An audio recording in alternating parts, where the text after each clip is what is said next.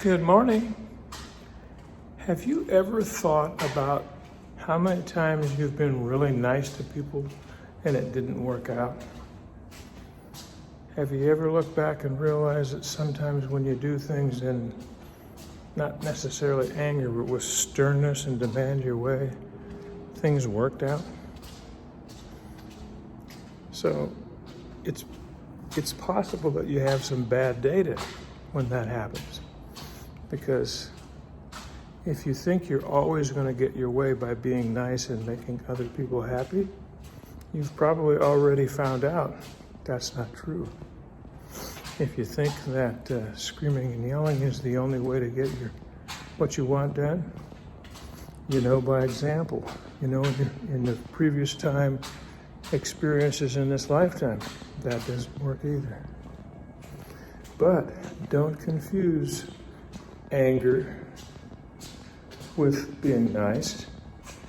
Remember that sometimes you just gotta suck it up and demand that people do the right thing. And my recent example of that is I just recently moved my office, and it was the most excruciatingly painful experience I've had in a long, long time. Why? Because I dealt with a company that always had provided me good service, gave them plenty of notice, stayed in communication as much as possible, and they kept screwing it up. And they never took responsibility for it. And when you called in, you had to go through the same set of silly, stupid, computerized questions just to get to talk to a human being. And the human being I talked to was really acting like a robot and really reading off a series of questions. Yeah, that company was Xfinity. They're terrible at customer service when they have a problem. They're impossible to deal with when they make mistakes. They give you bad data, and that's the data that you have been told to give them to get in. Give them the password or give them the numbers they want. Now, I don't know whether the guy that started this downhill slide for us did it on purpose or not, and it doesn't really matter whether he did it on purpose or not. He was poorly trained, and the system doesn't allow for that. And me, I completely lost it.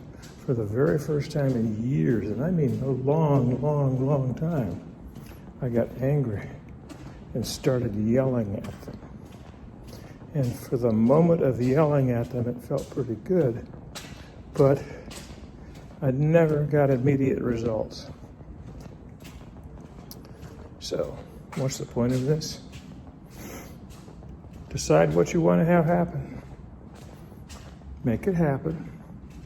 Learn from what you did, and take as much responsibility for it as you want to, depending upon how much you want the answer to come out the way that you deal with, that you want, and you're willing to put the effort in. And when you're talking to a human being that you don't know on the other end, you got to take a few seconds to know what they are, who they are, and getting them involved in helping you solve the problem. And trust me, in your knowingness, as long as you've been on this planet, you can hear in other people's voice if they know what they're talking about. You can hear that if they have robotic responses. I very recently did a video about stop saying you're sorry. Just fix the problem. And that's my sternness. I don't like it when people tell me they're sorry. Just don't do it again. That's the only requirement. That's really the way to fix things.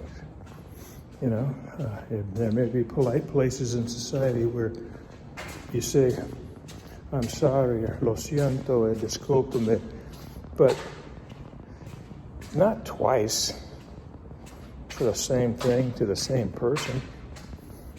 Get over yourself. We've all been taught in the United States of America that saying I'm sorry means something. That's pure BS. Pure, absolutely BS. What you really should say is, it'll never happen again. I take total responsibility for it. And I will fix that. And say, I promise.